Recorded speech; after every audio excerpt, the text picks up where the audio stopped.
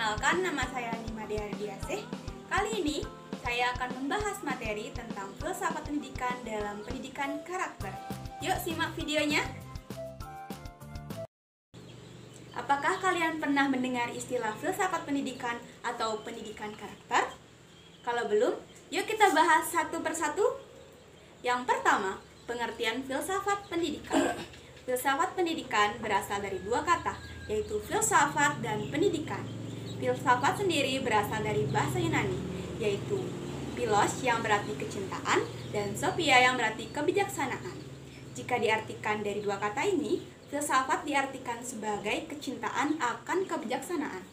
Namun, jika diartikan secara lengkap, filsafat sendiri diartikan sebagai sebuah kajian yang mendalam terhadap ilmu pengetahuan yang didasarkan atas kecintaan seseorang akan ilmu tersebut.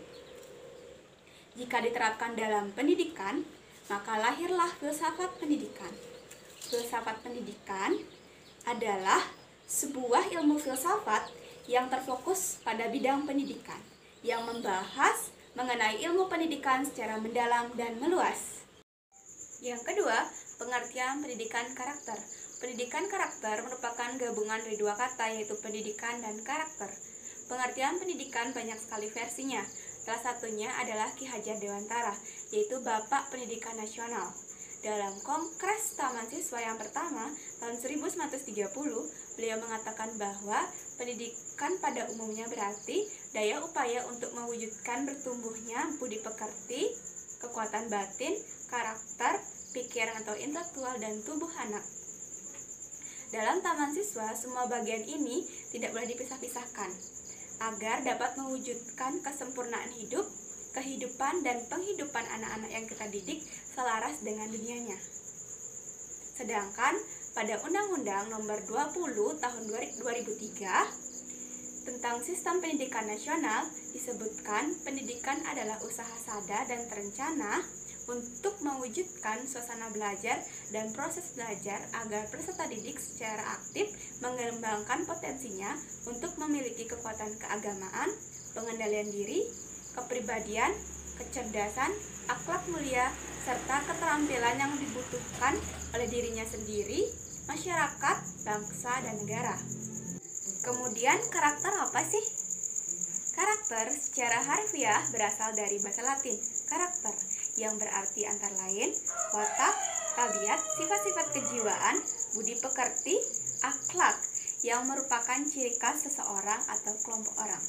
Maka pendidikan karakter merupakan upaya-upaya yang dirancang dan dilakukan untuk membantu peserta didik untuk memahami perilaku manusia yang berhubungan dengan Tuhan Yang Maha Esa, dirinya sendiri, sesama manusia, lingkungan, dan kebangsaan yang terwujud dalam bentuk pikiran, perbuatan, perkataan yang berdasarkan ke atas norma-norma agama, hukum, tata krama, budaya, dan adat istiadat.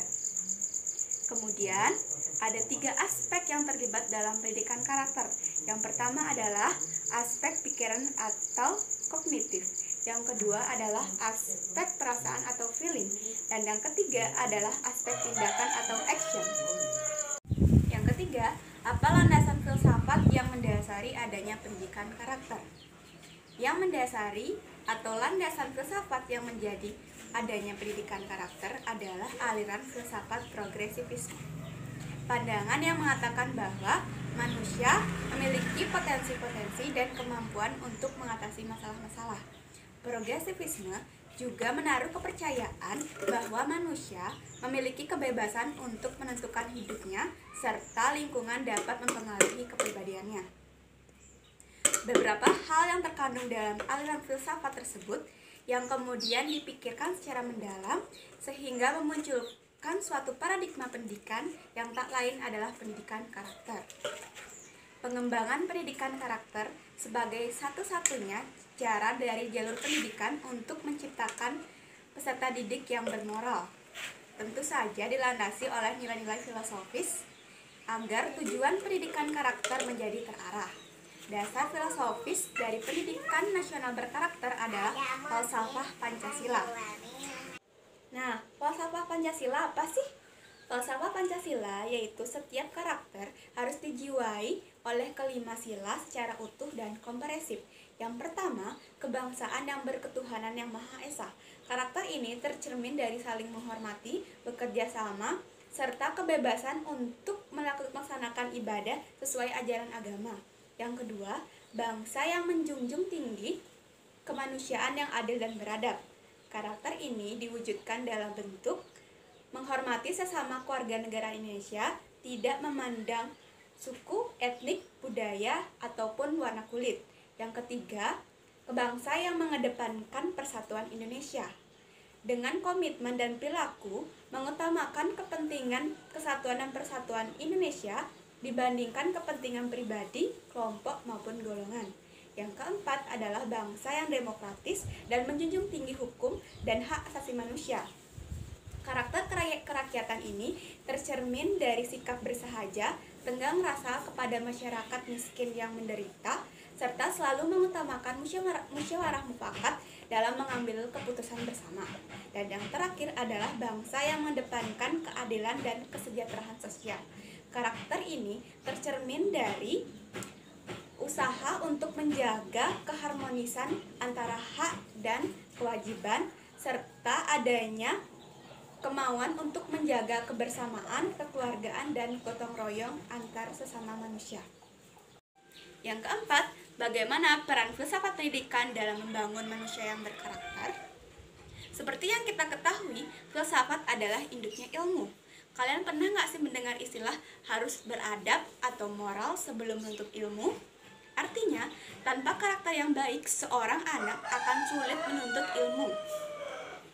Dalam mata pisau filsafat, 3 unsur pembentuk manusia menjadi lebih baik dilihat dan dijelaskan secara mendalam. Pokok-pokoknya sebagai berikut. Yang pertama, yaitu manusia mengetahui dirinya dan dunianya. Pengetahuan merupakan salah satu unsur yang penting dalam hubungan dengan pembentukan manusia untuk hidup secara lebih baik dan lebih sempurna. Lalu, bagaimana pengetahuan yang dimiliki manusia tentang dirinya dan dunia dapat membentuk manusia untuk hidup secara lebih baik? Manusia mengetahui dirinya berarti mengenal dengan baik kelebihan dan kekurangan yang ada pada dirinya. Sementara manusia mengetahui dunianya berarti manusia mengenal secara baik potensi yang dapat memudahkan manusia itu sendiri maupun tantangan yang diperhadapkan kepadanya. Salah satu cara manusia mengetahui dirinya dan lingkungannya adalah melalui pendidikan. Yang kedua adalah manusia dalam hidup komunitas. Secara umum, komunitas dapat diartikan sebagai suatu perkumpulan atau persekutuan manusia yang bersifat permanen demi pencapaian suatu tujuan umum yang diinginkan. Apakah kehidupan komunitas dapat membentuk manusia untuk hidup secara lebih baik atau lebih bijaksana dan kritis? Jawabannya tentu saja. Dikatakan demikian karena pada dasarnya kodrat manusia adalah makhluk sosial. Itu berarti manusia selalu berada bersama dengan sesamanya atau orang lain. Mereka membentuk hidup bersama karena ada nilai yang ingin dicapai secara bersama.